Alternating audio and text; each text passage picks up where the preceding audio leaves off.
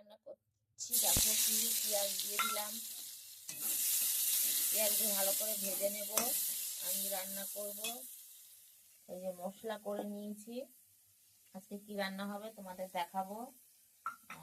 পেঁয়াজ, আদা, রসুন, লঙ্কা, টমেটো, জিরে সব কিছু পেস্ট করে নিয়েছি।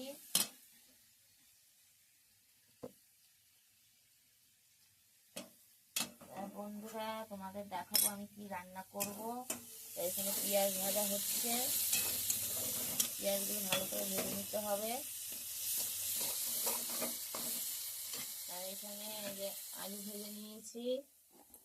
আলু ডুমডুম করে ভালো করে ধুয়ে নিয়েছি। এখনকার আলুতে খুব বালি, তাই ভালো করে ধুয়ে ছোট ছোট করে কেটে নিয়েছি। ভেজে নিয়েছি নুন দিয়ে। তা কি রান্না হবে তোমাদের দেখাবো। বন্ধুরা সবাই ভালো থাকো, এইভাবে সবাই সবার পাশে থাকবে, ভালো করে মন দিয়ে কাজ করবে। আজকে কি রান্না হচ্ছে তোমাদের দেখাবো। মশলা হয়ে গেছে। আর এখানে যে পেঁয়াজ করে নিয়েছি, পেঁয়াজগুলো ভালো করে আমি ভেজে নেব।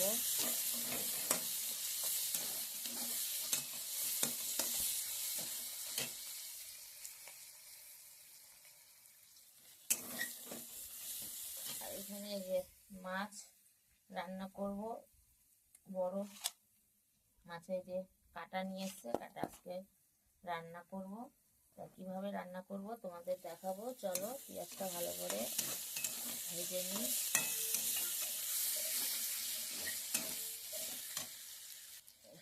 পেঁয়াজটা ভাজা হয়ে গেছে। হ্যাঁ, এবার আমি দিয়ে দেবো এই যে মশলা, মিক্সচারে যে মশলাটা করেছিলাম, মশলাটা দিয়ে দেবো। মশলাটা দিয়ে এবার ভালো করে আমি এটা তেলের সঙ্গে পেঁয়াজ ভাজার সঙ্গে কষিয়ে নেব। আর এই যে হলুদ, পরিমাণ মতন হলুদ দিয়ে দেবো। আর এই যে নুন, পরিমাণ মতো নুন দিয়ে দেবো। অল্প করেই দেবো নুনটা, কেন কাটা হয়ে গেলে খাওয়া যাবে না।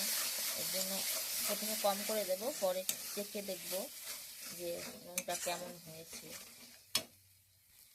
এই মশলাটা কষানো হয়ে গেছে। এবার আমি যে আলুগুলো ভেজে রেখেছিলাম, আলুগুলো দিয়ে দেবো।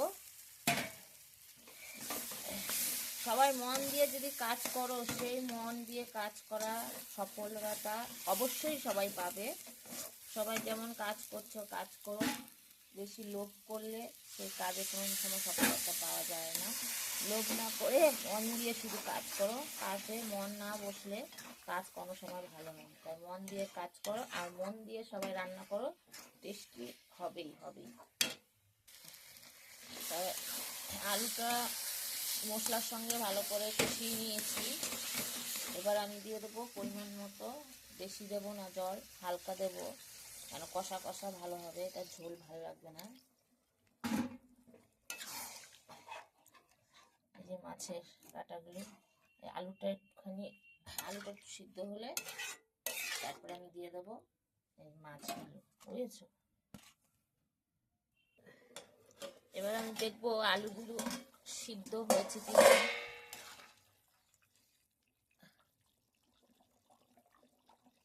সিদ্ধ হয়নি, একটুখানি সিদ্ধ হবে। আলু সিদ্ধ হয়ে গেছে, ঝোলটা ভালোই ফুটে গেছে, কালারটা দেখে ভালোই লাগছে। এবার আমি মাছগুলো দিয়ে দেব।